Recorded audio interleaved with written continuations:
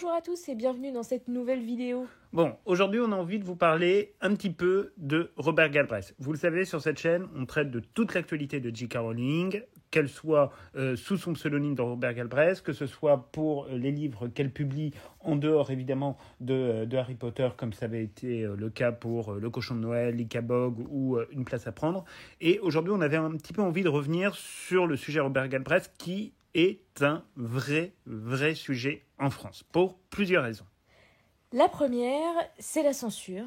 La deuxième, c'est la censure. La troisième, la censure. Par qui? Qui est l'auteur de cette pratique qui est d'un autre temps, dira-t-on? Eh bien, c'est la maison d'édition française de la série Cormoran Strike, qui s'appelle La Maison Grasset, qui a pris presque 2 ans de retard dans la traduction des livres, ce qui est quand même étonnant par rapport aux autres pays européens et étonnant au regard du succès de la saga. C'est très étonnant. En fait, ce qu'il faut savoir, c'est que autant il était compréhensible qu'il y ait un décalage dans la traduction des œuvres au moment de la sortie de Harry Potter. Au moment de la sortie de Harry Potter, il y avait un énorme secret, ce qui fait que même les traducteurs ne bénéficiaient de la version originale du texte qu'après la sortie en Grande-Bretagne. Donc il n'y avait pas une traduction simultanée qui se faisait dans tous les pays du monde. Pour les livres de Robert Galbraith, c'est quelque chose de tout à fait différent. C'est-à-dire que là, par exemple, pour la sortie du 8e tome des aventures donc de Cormoran Strike et de Robin et la Cotte, on sait qu'il sort le 2 septembre en Angleterre, le 8 septembre aux États-Unis, mais on a déjà des dates de sortie pour la majorité des autres pays européens, ce qui veut dire que le texte original, en fait, est transmis en temps réel. Et ça, on l'a même vu sur le 7e tome, The Running Grave, qui a été sorti dans quasiment tous les pays européens et même en Amérique du Sud de manière très concomitante avec juste parfois quelques toutes petites semaines de décalage. Oui, mais ce qui est tout à fait acceptable et traditionnel dans le processus de traduction et d'édition. Alors que là, bah écoutez, le The Running Grave, on n'a toujours pas la sortie française. Ouais, et ce n'est toujours pas annoncé Non. sur le site de la maison d'édition Grasset, qui a publié son calendrier éditorial sur les prochains mois. Oui. Et évidemment, les prochains livres de J.K. Rowling ne sont pas au rendez-vous. Ils ne sont pas au rendez-vous. Alors, le calendrier de la maison d'édition, à ce stade, court jusqu'au 7 juin. Alors, la maison d'édition Grasset, on a essayé de les contacter à de très nombreuses reprises, puisqu'ils avaient déjà, vous vous en souvenez, retardé la traduction de The Ink Black Earth, qui est sortie sous le titre français Sang d'encre, ce qui est d'ailleurs un choix de traduction assez étonnant. Ils n'avaient pas donné suite, et on n'a toujours absolument aucune nouvelle, parce qu'il y a une volonté des éditions Grasset de n'absolument pas communiquer sur la manière dont ça se passe et n'informe pas du tout les fans français, alors que ces livres cartonnent, qu'ils sont mis en avant par quasiment toutes les librairies. Enfin, nous, on passe un peu notre vie dans les librairies. Que ce soit Fnac, Cultura, La Procure, tout ce que vous voulez, des librairies indépendantes, c'est un succès. C'est un succès d'édition, donc forcément, c'est mis en avant. Voilà. Et il y a une vraie communauté de fans, il y a vraiment des gens qui attendent la sortie de ces livres, et pour le coup, il y a un vrai sujet. Et alors, ce sujet, en plus, on sait que J.K. Rowling est au courant, puisque à plusieurs reprises, on a interrogé quand même Grasset sur ce sujet par l'intermédiaire de Twitter, et qu'à plusieurs reprises, elle a liké, voire retweeté également, justement, cette interrogation qui était de savoir pourquoi, en fait, ça ne sortait pas en France, et pourquoi on avait cette espèce de retard absolument colossal, puisque là, on va quasiment arriver à ce rythme-là, à avoir 2 livres de retard sur la version originale, ce qui, d'une part, est très préjudiciable pour les fans qui ne peuvent pas lire en version originale les textes. Bah oui, parce qu'ils vont se faire spoiler. C'est ça, et en plus, surtout, et c'est là où arrive le deuxième problème, c'est qu'on se fait rattraper par l'adaptation en cinématographique. L'adaptation en série télé des romans de Robert Galbraith, dont l'adaptation de Sang d'encre vient de sortir il y a quelques semaines sur la plateforme Max. Ça, on vous en parlera dans un deuxième temps dans cette vidéo pour vous donner un peu notre avis, parce que du coup, on l'a regardé, mais pour pas vous spoiler, si des fois vous n'avez pas pu lire encore Sang d'encre, on vous dira stop à un moment donné, on commencera la critique à 2 voix de ce livre. Alors, dans toute cette espèce de mystère un peu bizarre, il y a quand même une bonne nouvelle. C'est pas un mystère. C'est pas un mystère. C'est pas un mystère, c'est vrai, oui, parce que c'est une censure qui est organisée. Il y a un choix éditorial chez Grasset. Bien sûr, parce qu'en plus, on les interpelle depuis plusieurs années. Ils font le choix ils ont tout à fait le droit de pas nous répondre. Il n'y a pas de problème.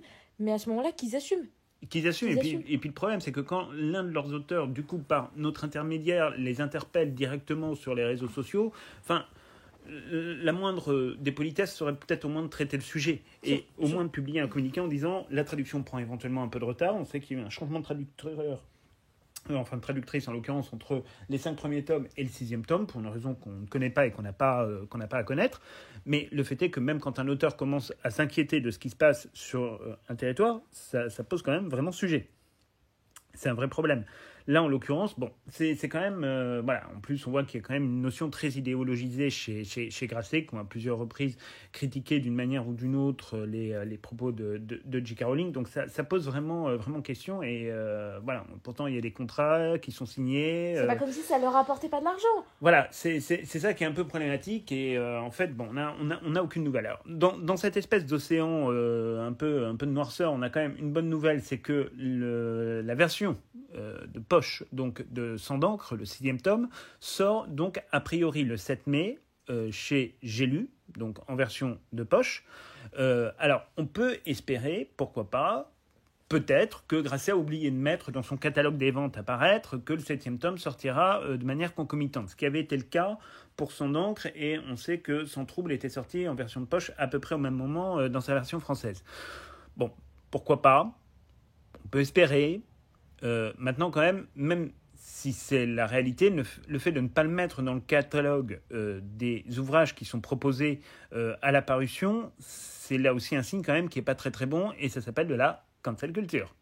Exactement. Voilà, ce qui nous pose un peu problème.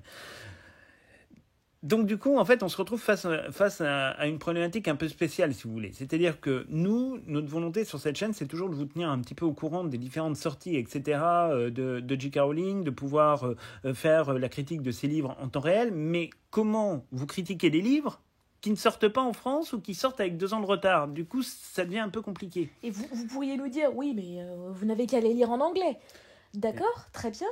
Mais pourquoi ne pourrait-on pas prétendre avoir le droit de les lire en français quand tous les autres pays européens ont le droit de les lire dans leur langue? Voilà. Et puis surtout, ce qui est intéressant sur notre chaîne, c'est de pouvoir en discuter ensemble. Et donc, ce qui serait génial, c'est qu'on puisse tous lire à peu près le matériel, on va dire dans un temps à peu près similaire, et qu'on puisse en parler ensuite ensemble dans les commentaires. Là, et tout le monde ne parle pas anglais. Tout le monde ne parle pas anglais. Et là, en l'occurrence, si on vous fait une critique de The Running Grave alors que vous ne pouvez pas vous le procurer en français, en fait, on va parler un peu tout seul dans notre coin, et surtout, on va vous parler de la sortie d'un livre qui ne sortira peut-être que dans 1 an et demi. Ça n'a aucun sens et c'est pas intéressant. Voilà, c'est pas intéressant ni pour vous ni pour nous. C'est ça, donc c'est un peu le problème. Donc du coup, on est obligé de se raccrocher un peu à la série télé, donc qui passe sur la plateforme Max. Alors là aussi, c'est une sortie qui s'est faite en catimini, c'est-à-dire que personne n'a véritablement communiqué sur la sortie donc en France de cette nouvelle saison des aventures de Cormoran Strike. Oui, parce qu'en fait, on l'a appris tout simplement sur Twitter, donc maintenant X, grâce aux comptes qui suivent J.K. Rowling et son actualité, de la sortie de cette série sur les plateformes en Grande-Bretagne. Ouais. Et en fait, ensuite, ils ont annoncé le relais dans les pays européens, et c'est comme ça qu'on l'a su. Ce n'est pas grâce à de la communication française. Oui, la communication française a été très mauvaise. Alors, normalement, dans ce genre de situation, c'est la plupart du temps à la maison d'édition de communiquer un petit peu et d'organiser un peu le marketing autour, au moins faire le relais. Ça les concerne. Bien sûr. Mais là, en l'occurrence, c'est vrai que ça n'a pas du tout été le cas, et on n'a pas eu l'information. Enfin bref, nous on l'a eu, on a pu la regarder, et donc maintenant on va passer à la critique de cette saison. Donc ceux qui n'ont pas lu le livre et qui ne veulent pas être spoilés, c'est le moment de quitter cette vidéo. En tout cas, vraiment merci vraiment de l'avoir écouté jusque-là, et dites-nous dans les commentaires ce que vous en pensez. Si certains d'entre vous veulent mettre des commentaires sur la partie spoiler, vous mettez bien spoiler avant pour ne pas spoiler les gens qui attendent par exemple de se procurer Sang d'encre en version de poche, parce que on sait que quand on fait une collection, et si on les a commencés par exemple en poche, on aime bien les continuer en poche, et c'est quelque chose de logique. Donc voilà. Donc du coup, on arrête là pour la première partie de cette vidéo, donc sur le fait qu'on n'a toujours pas de nouvelles de ce qui se passe sur la sortie des Robert Galbraith, et on est toujours un peu dans le flou, toujours en rappelant quand même que le tome 8 sort le 2 septembre.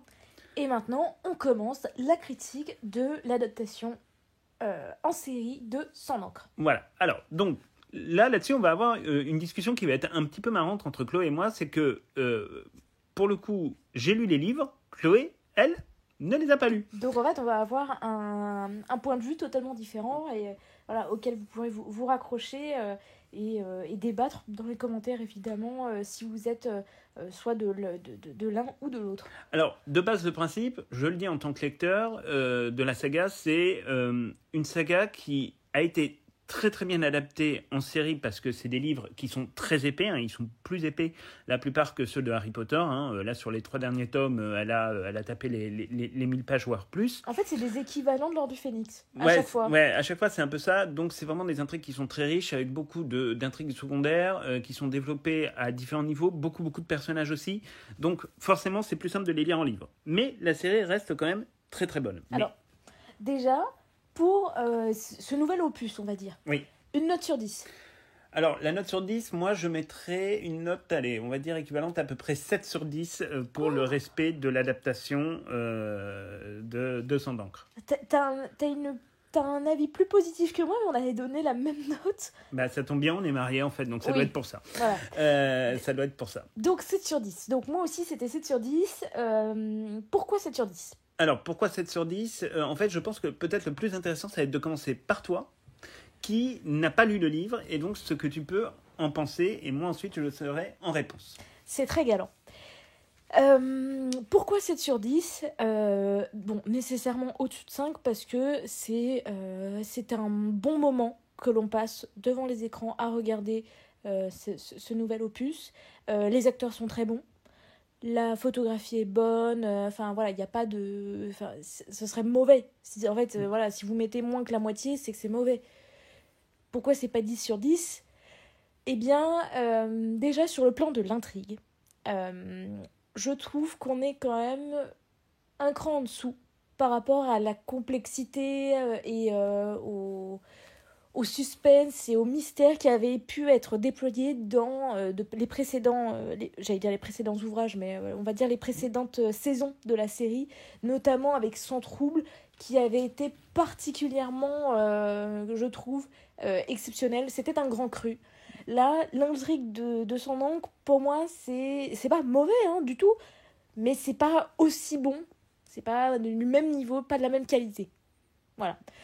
Est-ce que tu veux réagir là-dessus ? Alors, moi, oui, je peux réagir. Alors, déjà, ce que j'ai pensé de l'adaptation, c'est une bonne adaptation, mais qui, comme toutes les adaptations, est absolument imparfaite, dans la mesure où, d'une part, c'est un livre, en fait, qui a été conçu notamment pour traiter de la problématique du harcèlement sur les réseaux sociaux, et sur Internet en général, d'ailleurs. Et en fait... Dans cette perspective-là, il y a tout un tas d'échanges qui se passent, alors qu'on voit un petit peu dans la série, mais qui se passent en fait par l'intermédiaire d'un chat, comme d'une discussion privée. Et ce sont des pages entières, parfois sur 3-4 pages, qui sont retranscrites d'échanges entre les différents utilisateurs de la plateforme. Et du coup, en fait, on a quand même une visibilité qui est bien plus profonde de la personnalité de chacun des antagonistes, que ce soit des anonymes ou que ce soit des gens, entre guillemets, dont on connaît l'identité. Là, en l'occurrence, c'est vrai que dans la série, on peut vite être un peu perdu parce que c'est vrai que faire une incrustation... Alors, on peut le faire un petit peu, montrer un peu à l'écran des textes, des échanges sur une plateforme. Des SMS reçus, voilà, des trucs comme ça se fait. Voilà, mais après, c'est vite redondant. Oui, puis si c'est comme ça, voilà, pendant, je sais pas moi, 30 secondes par-ci, par-là, et qu'au final, ça fait 5 minutes sur les 40... Bah, ça va tout simplement devenir chiant. C'est ça. Et donc, du coup, en fait, ils ont simplifié en fait, l'adaptation. Et ça, bon, à la fois, on ne peut pas leur en vouloir, mais ils ont simplifié un petit peu l'intrigue. Et donc, du coup, le fait d'avoir simplifié l'intrigue fait qu'on a quand même un petit décalage, effectivement, en termes de qualité, par rapport à Sans Trouble, alors que sur l'ouvrage, il n'y a pas véritablement de différence. C'est vraiment dans la continuité. Parce que les histoires de Campement on Strike, voilà, c'est des histoires. Alors vous avez l'histoire principale, puis il y a toutes les histoires secondaires. Et en fait, bon, il y a une évolution des personnages, donc forcément les histoires évoluent, l'environnement dans lequel ils enquêtent aussi va évoluer. Il y a tout un tas de choses qui se passent. Mais c'est vrai que là, l'adaptation pour le coup semble un peu moins réussie. C'est ce en quoi je rejoins parfaitement Chloé, c'est que on a l'impression effectivement que c'est beaucoup plus simple que Son trouble, alors que c'est vrai qu'à la lecture, c'est différent. Alors après, ça donne pas les mêmes messages. C'est vrai que Doing Backward, Sang d'encre, a été écrit pour, on va dire, dénoncer un petit peu tout ce qui se passe sur la toile, tout ce qui se passe sur les réseaux sociaux, et on pense de manière assez claire que J.K. Rowling s'est pas mal servi de son expérience personnelle. On va pas se mentir. Oui. On va pas se mentir. Alors, a priori, elle avait commencé à l'écrire avant toute la vague de haine qu'elle a reçue. Il y avait vous vous souvenez, il y avait eu une interview qui était sortie, il me semble, c'était pendant le confinement, voilà, où elle expliquait, elle répondait justement, voilà, aux critiques qui disaient qu'elle s'était nourrie de son histoire personnelle après la fameuse polémique avec un grand P, comme on dit. Et en fait, elle avait dit que non, c'était quelque chose qu'elle avait réfléchi depuis un moment, que c'était conceptualisé dans sa tête il y a quelques années, qu'elle l'a vraiment commencer à l'écrire avant. Après, il y a une différence entre commencer à l'écrire avant et ensuite l'enrichir de son histoire personnelle. L'enrichir de son histoire personnelle, de ce qu'elle a vécu. Et puis, il ne faut pas oublier que le harcèlement de J.K. Rowling ne date pas, entre guillemets, de ce que les gens ont analysé comme étant un propos polémique, alors que ce n'est que la réalité. Le harcèlement, il a commencé bien avant. Il a commencé même dès la sortie de Harry Potter par des groupuscules religieux et extrémistes, notamment aux États-Unis. Elle en avait parlé dans un podcast où voilà, on l'accusait de sorcellerie, etc., etc. Donc, elle est habituée un petit peu à ce genre de trucs. Et elle avait raconté d'ailleurs dans ce podcast qu'elle était allée se balader et parfois elle chattait de manière anonyme avec des gens sur des forums et tout, où les gens en fait lui expliquaient quand elle proposait par exemple un axe sur Harry Potter, les gens lui expliquaient qu'en fait elle avait rien compris. Exactement. Donc voilà, et c'était d'ailleurs assez drôle rétrospectivement. Si vous voulez réécouter ce podcast qui était très intéressant, ou alors si vous n'avez pas le temps, vous pouvez écouter notre vidéo d'analyse. Oui, on en avait fait plusieurs. C'est sur, alors nous on écoute sur Spotify, c'est fait par The Free Press. Et c'était Witch Hunt, quelque chose comme ça, la chasse aux sorcières, quelque chose comme ça. Quelque chose comme ça. On essaiera de vous le retrouver. Mais en tout cas, on en a fait une critique des différents épisodes sur notre chaîne. Et ça permettait de vous traduire un petit peu tout ce qui a été dit, puisque évidemment, ce podcast est en anglais. Donc là aussi, si vous ne comprenez pas l'anglais, c'est un peu difficile. Donc pour en revenir à l'adaptation de Sang d'encre, c'est plutôt bien foutu, effectivement sur le style, sur la forme, tout est parfait, les acteurs sont vraiment très très bons et c'est étonnant d'ailleurs que certains acteurs ne percent pas plus. Notamment l'acteur de Cormoran. Notamment l'acteur de Cormoran Strike qui est vraiment excellent et qui réussit vraiment à habiter le personnage que J.K. Rowling a créé dans ses romans de manière vraiment assez frappante et avec de plus en plus de justesse au fur et à mesure des saisons. Il y avait une vraie différence avec l'adaptation du 4e tome, Blanc Mortel, et ceux d'avant. Il a vraiment su prendre la pleine mesure du personnage à partir de ce moment-là, et c'est vrai que c'est normal aussi, parce qu'on découvre un Strike plus intime. Et Holiday Grange, je crois que c'est ça son nom. Elle commence un petit peu à percer, là, actuellement. Elle est pas à l'affiche, mais elle figure dans le dernier film de Robert Pattinson qui s'appelle Mickey 17 et qui a été produit ou réalisé par Bong Joon-ho qui a été récompensé de l'Oscar du meilleur film lors de la précédente édition, ou il y a quelques années, pour Parasite. Voilà, qui était un film sud-coréen. Et donc pour en revenir à Sang d'encre, vraiment, effectivement, je partage l'avis de Chloé, c'est-à-dire que on comprend moins les motivations dans l'adaptation du tueur ou de la tueuse. Voilà, on va essayer de ne pas rentrer trop dans le détail, même si on a dit qu'on était dans la partie spoiler. Voilà, au cas où il y ait des gens... on ne comprend pas forcément toujours bien les motivations, alors que dans le livre, c'est quand même dit de manière très claire. Donc, bon. Et par exemple, ce qu'on vous disait tout à l'heure sur le chat, qu'on ne peut pas faire apparaître à l'écran et qui du coup n'apparaît pas dans l'adaptation, et ça se ressent. Je l'ai particulièrement ressenti parce que, en fait, contrairement aux autres opus de la saga, je me suis sentie moins bercée par l'histoire, je me suis moins laissée emporter, tout simplement parce que il y a des fois j'étais perdue. Je ne comprenais pas exactement à qui il faisait référence, à quoi il faisait référence. Voilà, alors on les a pas regardés d'un trait, on n'a pas binge-watché. Je crois qu'on a regardé un épisode par soir. Ouais, c'est ça, on n'a pas binge-watché en tout cas, oui, ça c'est clair. Voilà, voilà, j'avais l'histoire en tête, il n'y avait pas de problématique particulière, mais voilà, en fait, plutôt que de me concentrer sur ce que je voyais, j'essayais de raccrocher les wagons Mais en fait, c'est parce que, voilà, alors certes, ils ont simplifié l'histoire, certes, c'est compréhensible, voilà, il n'y a pas besoin d'avoir fait Polytechnique pour comprendre l'histoire. Mais on sent qu'il y a quelque chose qui nous échappe quand on n'a pas lu les livres, et ça a particulièrement été mon cas. Et donc, par rapport au chat, voilà, en fait, le personnage de Paperwhite, c'est peut-être celui, en dehors de celui d'Anomi évidemment, c'est celui qu'on arrive à identifier le mieux, puisqu'en fait, son personnage, on le voit littéralement à l'écran avec cette espèce de figure fantomatique qui apparaît dans le jeu vidéo Drake's Game. Mais par contre, les autres, tout ce qui est Morehouse, etc., bah en fait, ils n'apparaissent ni à l'écran, on entend uniquement leur nom, et en plus, c'est les personnages qu'on ne voit pas avant la toute fin de la série.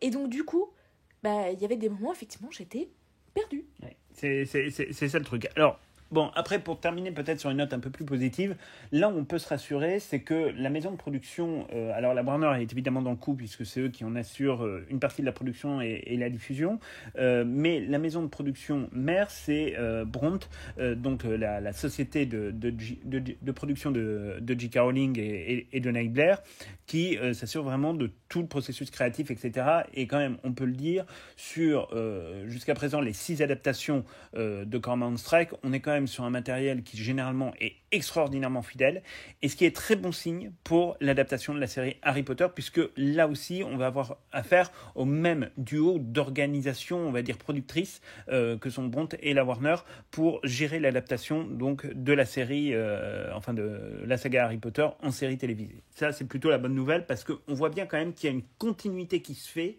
dans la manière de bien gérer les personnages, dans la manière de bien gérer les intrigues secondaires. Enfin, il y a quand même une fidélité assez forte au matériel d'origine, et ça, c'est quand même pour nous un point très intéressant, parce que c'est en fait ce qu'on attend le plus de la série Harry Potter, c'est qu'on soit vraiment sur quelque chose de fidèle au matériel d'origine de la saga. Donc voilà, on va donc rester un petit peu sur cette note positive. Donc tu restes sur ton 7 sur 10 ? Je reste sur mon 7, mais c'est un gentil 7. Et voilà, c'est pas pour vous décourager du tout, hein, au contraire. Regardez cette œuvre, voilà, vous passerez un bon moment. Oui. Mais voilà, c'est pas le meilleur. Et j'ai hâte de savoir ce que nous réserve la suite. Particulièrement pour vous savez quoi. Voilà. Je ne dirai pas quoi, mais ceux qui savent. Vous savez, voilà. Mais pitié, je veux savoir ce qui se passe. Ouais, on veut savoir ce qui se passe, parce que c'est vrai qu'il y a beaucoup de tension, et voilà, quand il y a beaucoup de tension, on veut savoir ce qui se passe. Donc, bon, le petit conseil, c'est évidemment lisez les livres, parce que franchement, vous aurez toujours de toute façon un matériel, déjà qui est issu à 100% de J.K. Rowling, donc c'est totalement parfait. Enfin non, c'est pas totalement parfait, évidemment. Non, mais dans un sens de processus. Ouais. Artistique, c'est parfait, puisque c'est ce qui vient directement de la source. Voilà, c'est ce qui vient directement de la source. Donc du coup, regardez un petit peu les livres, parce qu'en plus, très sincèrement, bon, même si vous vous faites des fois un peu découragé par le nombre de pages, en fait, vous les voyez pas passer, parce que vous les bouffez à un rythme complètement dingue. Oui, bah là, par exemple, je suis en train de lire un livre en ce moment. J'ai fait une petite connerie, j'ai lu jusqu'à 4h du matin. Je me suis bouffé 250 pages voilà, d'un coup, de 22h30 à 4h du matin. Voilà. Bon, concrètement, si vous êtes pris par les hauts trips, par l'aventure et par l'histoire, voilà, en fait, on s'en fiche de la taille du livre. On s'en fiche. Mais au contraire, plus il est long, mieux c'est. Exactement. Donc du coup, profitez-en pour lire ces livres, le temps que, évidemment, le 7e tome sorte en français et que le 8e tome sorte dans 2 ans en français, parce que malheureusement, il y a de grandes probabilités pour que ça se passe un petit peu comme ça. On espère vraiment qu'on aura la traduction de The Running Grave, donc le 7e tome, d'ici quand même la fin du premier semestre, parce que sinon ça deviendrait vraiment une véritable honte. Et on espère véritablement quand même qu'ils vont accélérer le rythme des traductions, parce qu'il ne faut quand même pas déconner, ils ont le matériel d'origine quand même largement en amont. Si les autres pays sont capables de sortir des traductions de manière simultanée en dehors des processus marketing, on est globalement capable de le faire. Donc on attend vraiment avec impatience la sortie de ce 7e tome. Donc sinon, c'est tout. Ils vendent les droits. Sinon voilà, ils ont qu'à vendre les droits à une autre maison d'édition et ils nous foutent la paix. Voilà. Voilà, le seul problème, c'est que je pense S'ils que... n'ont pas envie, voilà. ils n'ont pas envie. D'accord, très bien. Faites ce que vous voulez, mais ne faites pas chier les lecteurs. Et puis surtout qu'ils montrent du respect pour les lecteurs, pour les fans et surtout pour leur auteur, parce qu'une maison d'édition qui ne respecte ni ses fans, ni ses lecteurs, ni ses auteurs, c'est quand même, voilà, c'est quand même un peu problématique. Enfin bref. Donc c'est tout pour cette vidéo. On espère qu'elle vous aura plu. N'hésitez pas à nous dire dans les commentaires ce que vous avez pensé de la série. Voilà. N'oubliez pas de mettre un petit spoiler si vous faites un spoiler pour que les gens ne regardent pas trop.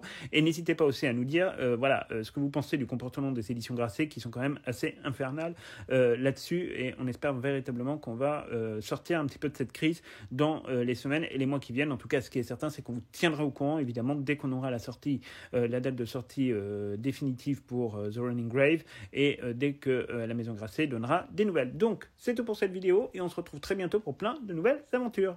À très bientôt.